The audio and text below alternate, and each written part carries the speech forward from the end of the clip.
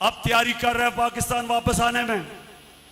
नवाज शरीफ फिक्र ना करो, मेरी कौम शानदार इस्तकबाल करेगी तुम्हारा, तुम आओ तो सही।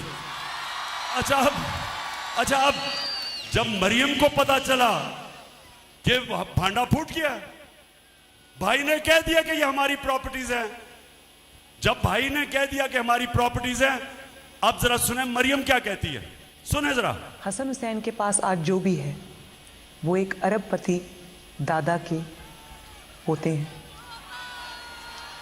उस अरबपति दादा के पोते हैं जो 1960s और 70s में पाकिस्तान का अमीर तरीन इंसान था।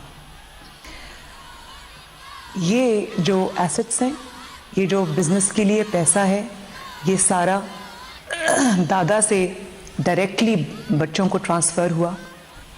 हसन सुन लिया, सुन लो जरा।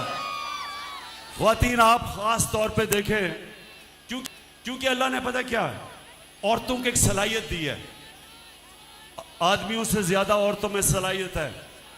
वो शक्ल देख के पहचान सकती हैं कि इंसान झूठ बोल रहा है या नहीं।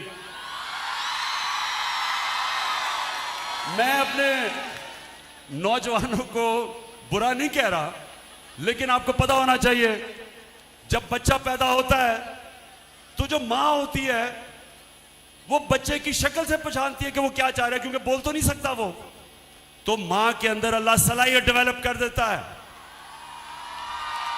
वो समझ आती है कि बच्चा क्या चाह रहा है उसकी शक्ल से। अब ये जो मरियम की शक्ल आपने देखी, क्या इसकी शक्ल के ऊपर आदमी तो समझेंगे कि ओहो ये तो झूठ बोल ही नहीं सकती। इतनी संजीदा शक्ल से उसने कहा कि मेरा दादा तो अरबोपति था। अब कि कह तो सकती नहीं थी कि मेरे बाप ने पैसा दिया है, क्योंकि बाप के पास उसने तो अपने एसेट्स में दिखाया ही नहीं है कि पैसा, और ये भी नहीं कह सकती थी चोरी का पैसा है। अब दादा साहब दुनिया में नहीं थे तो दादे का तो पूछना किसी ने नहीं था, तो दादे के ऊपर डाल दिया कि दादा बहुत अमीर था।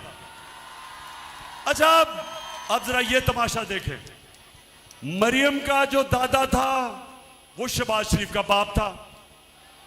अब शहबाज शरीफ अपने बाप के मुतालिक क्या कह रहा है, जरा ये गौर से देखें। मेरा खानदान